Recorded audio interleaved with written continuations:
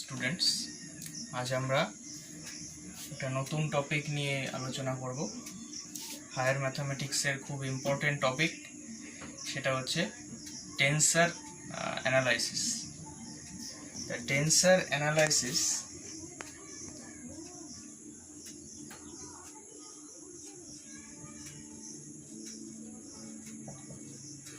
আজকে আমরা introduction class করব, মানে হোয়াট ইজ টেন্সার। তা আমরা জানি যে কোনো একটা ফিজিক্যাল ল, আমরা ছোটবেলা থেকে অনেক রকম ফিজিক্যাল ল পড়ে এসেছি। যেমন আমি একটা ল বলছি যে গ্র্যাভিটেশনাল ল, মানে নিউটনস ল অফ গ্র্যাভিটেশন। কি হয়, ইন ম্যাগনিটিউড লিখছি আমি, এফ ইকুয়াল টু মানে ম্যাগনিটিউড, তার গ্র্যাভিটেশনাল ফোর্স এফ গ্র্যাভ, অর্থাৎ দুটো মাসের মধ্যে যে গ্র্যাভিটেশনাল ফোর্স, সেটা হয় হচ্ছে G into m1 into m2 divided by r square.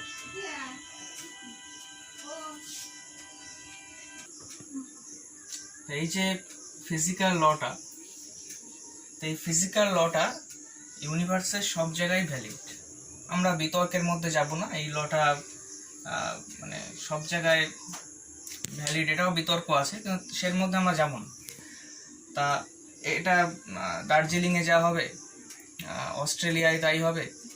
আবার আমরা যদি মহাশূন্যে চলে যাই, সেখানেও দুটো প্ল্যানেটের মধ্যে যে গ্র্যাভিটেশনাল ফোর্স অফ অ্যাট্রাকশন, সেটাও এটাই হবে। তা এই লগুলো কি হয় না, আমাদের যদি ফ্রেম চেঞ্জ হয়ে যায়, মানে কোনো একটা ফিজিক্যাল ম্যাথমেটিক্যাল ইকুয়েশনকে আমরা ল বলবো, মানে ফিজিক্যাল ল বলবো কখন, যখন এটা মানে is independent, this law is independent of frame of reference.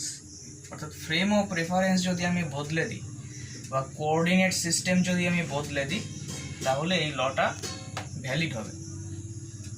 তা এখান থেকেই আমাদের ভ্যালিডিটি অফ ল, মানে কোনো ফিজিক্যাল ল কি ভ্যালিড, সেই ভ্যালিডিটি অফ লটা চেক করার জন্য আমাদের যে সাবজেক্টটা এসছে সেটা হচ্ছে টেন্সার অ্যানালাইসিস। এটাকে আমরা অনেক সময় অ্যাবসোলিউট ডিফারেনশিয়াল ক্যালকুলাসও বলি।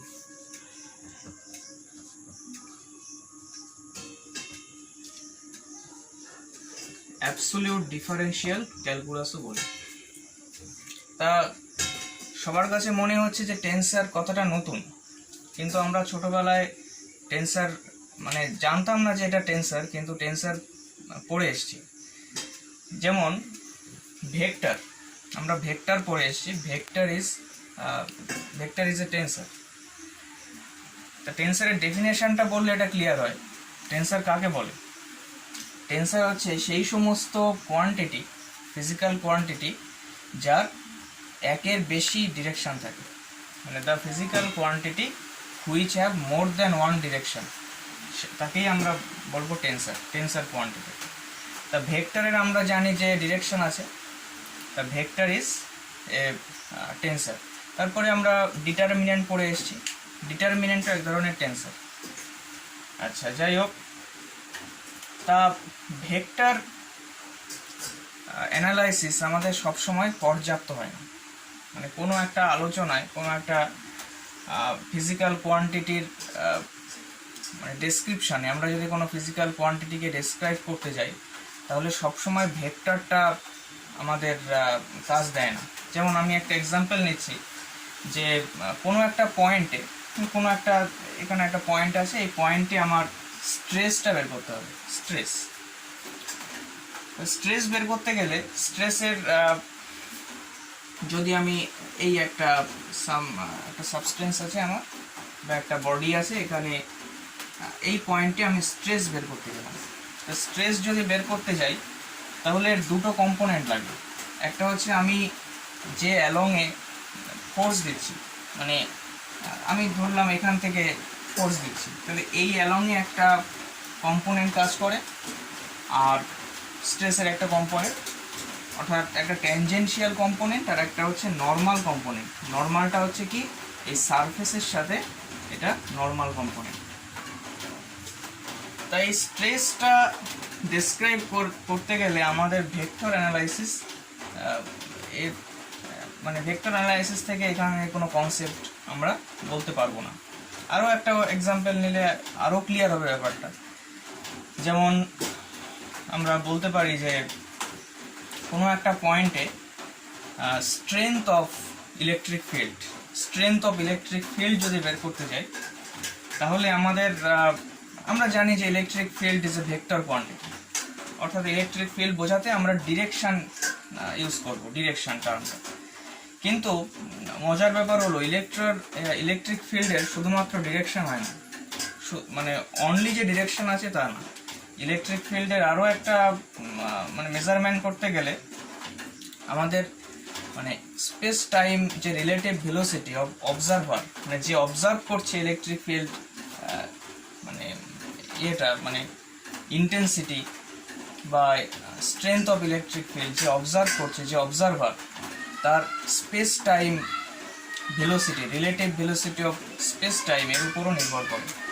তা সেটা আমরা ভেক্টর দিয়ে ডিফাইন করতে পারবো না। তা এখানে একটা ভেক্টরের ফেলিওর দেখা যাচ্ছে, সেজন্য এই সাবজেক্টটা এসছে। আচ্ছা, এই সাবজেক্টের যে ইনভেনশন, এই সাবজেক্টটার ইনভেনশনের ক্ষেত্রে আমরা প্রথম যার নাম বলবো, মানে প্রথম যে ম্যাথামেটিশিয়ান, তিনি হচ্ছেন গজ, কার্ল ফ্রেডরিক গজ। অর্থাৎ এই সাবজেক্টটার ইনভেনশন, ফার্স্টে এই সাবজেক্টটা ছিল না, ফার্স্টে ছিল ডিফারেন্সিয়াল জিওমেট্রি। তা ডিফারেন্সিয়াল জিওমেট্রিতে এই টেন্সারের যে অ্যাপ্লিকেশন, এটা করেছিলেন গজ। আরও একজনের নাম বলছি, সেটা হচ্ছে রিম্যান, তিনি হচ্ছে রিম্যান। আর একজনের নাম বলছি ক্রিস্টোফার। এদের কথা আমরা পড়বো টেন্সার অ্যালজেব্রায়। ক্রিস্টোফার ডিফারেন্সিয়াল জিওমেট্রিতে টেন্সারের অ্যাপ্লিকেশন এর করেছিলেন। আর টেন্সার অ্যানালাইসিসকে একটা সিস্টেমেটিক ব্রাঞ্চ, মানে ম্যাথামেটিক্সের একটা ব্রাঞ্চ হিসাবে যিনি প্রথম মানে কনসেপ্টটা দিয়েছিলেন, তিনি হচ্ছে রিচি, RICCI, রিচি। এবং তার একজন ছাত্র ছিলেন, তিনি হচ্ছে লেভি সিভিটা, তার নাম হচ্ছে লেভি সিভিটা।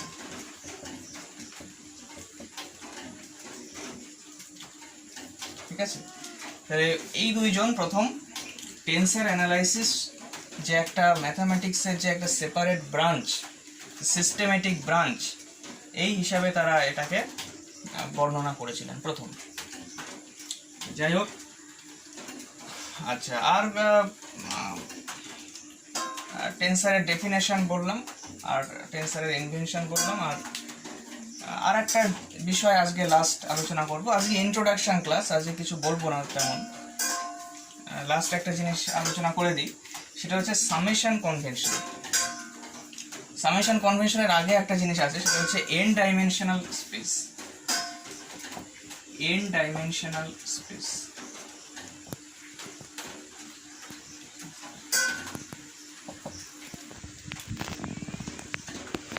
এন ডাইমেনশনাল স্পেস কি? আমরা সবাই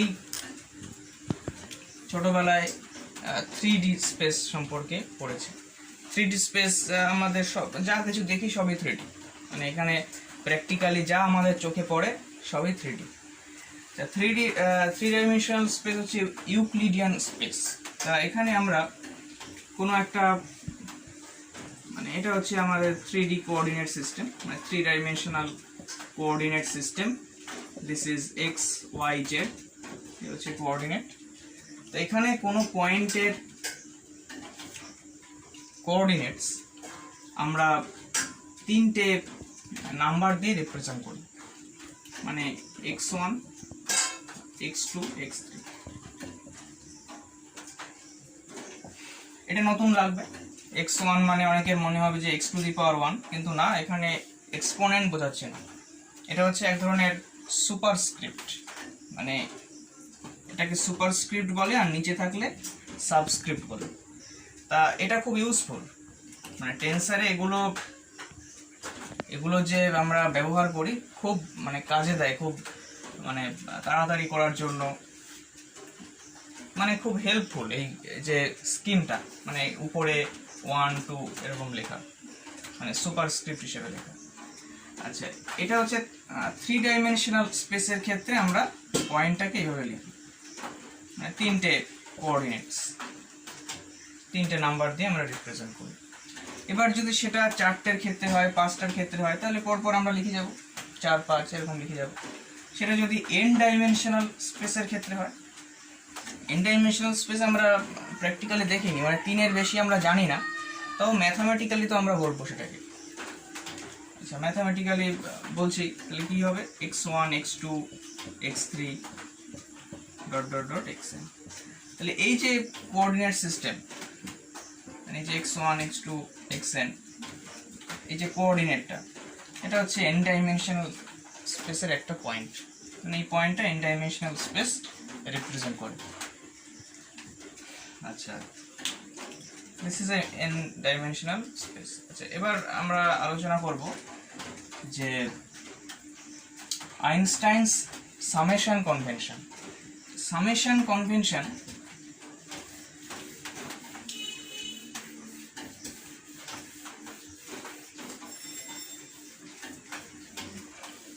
অ্যালবার্ট আইনস্টাইন কিন্তু তার ওই জেনারেল থিওরি অফ রিলেটিভিটিতে মানে টেন্সার অ্যানালাইসিসকে একটা খুব স্ট্রং টুল হিসাবে ব্যবহার করেছিলেন টেন্সার ক্যালকুলাসকে। ঠিক আছে, তা আমরা তার একটা কনভেনশন আছে, সেটা হচ্ছে আইনস্টাইনস সামেশন কনভেনশন।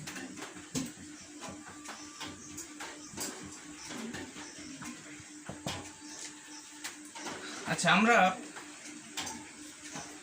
কি জানতাম যে যদি আমি এরকম লিখি যে a1 x1 plus a2 x2 plus a3 x3 এরকম করে করে যদি an xn এইভাবে লিখি, এটাকে আমরা কি হিসেবে লিখতাম, মানে যদি আমি সিগমা দিয়ে লিখতাম তাহলে কিভাবে লিখতাম, যে সিগমা ai xi, আইটা ভ্যারি করছে 1 থেকে n এভাবে লিখতাম। এটা আমাদের জেনারেল নোটেশন ছিল, মানে সিগমা দিয়ে মানে সামেশন রিপ্রেজেন্ট করতাম। আচ্ছা, এবার আমরা দেখতে পাচ্ছি যে এই ওয়ান দেখো, মানে একটা সাবস্ক্রিপ্ট একটা সুপারস্ক্রিপ্ট, মানে রিপিটেড ইন্ডেক্স। তা রিপিটেড ইন্ডেক্সকে আমরা বলি ডামি ইন্ডেক্স। ইন্ডেক্সকে আমরা বলি, রিপিটেড ইন্ডেক্সকে আমরা বলি ডামি ইন্ডেক্স বা আমব্রাল ইন্ডেক্স। তো যেগুলো মানে রিপিটেশন, দেখো এই যে 1 1 2 2 3 3, এই যে রিপিটেশন, এটাকে আমরা বলবো ডামি ইন্ডেক্স। তা এই সামেশন কনভেনশন বলছে যে এই ডামি ইন্ডেক্স থাকলে তোমার এই সিগমা যে নোটেশনটা এটা ডিলিট করে দাও, কোনো অসুবিধা নেই। অর্থাৎ সিগমা নোটেশনটা তুমি ডিলিট করে এটা লিখতে পারো, মানে এইটা মানেই এটা বোঝাচ্ছে। This is Einstein's summation convention. কিন্তু যদি এই রিপিটেড না থাকে, মানে রিপিটেশন না থাকে, যদি ডামি ইন্ডেক্স এরকম না থাকে, তখন কিন্তু আমরা এই কনভেনশনটা ইউজ করতে পারবো না। মানে আমি বলতে চাইছি যে একটা আরবিট্রারি হয়ে থাকলো a2 x1 a2 x2 a2 x3, দেখো এটা কিন্তু দেখো রিপিটেশন নেই, মানে a2 x3 a2 x2 a2 x1, মানে 1 2 ইজ নট ইকুয়াল টু 1, মানে ইকুয়াল নেই। তো সেখানে কিন্তু আমরা এই নোটেশনটা ইউজ করতে পারবো না। তাহলে এই নোটেশনটা only applicable when there exist dummy index or umbral index. আর যেগুলো ডামি ইন্ডেক্স নয় সেগুলোকে আমরা বলবো ফ্রি ইন্ডেক্স। ক্লিয়ার?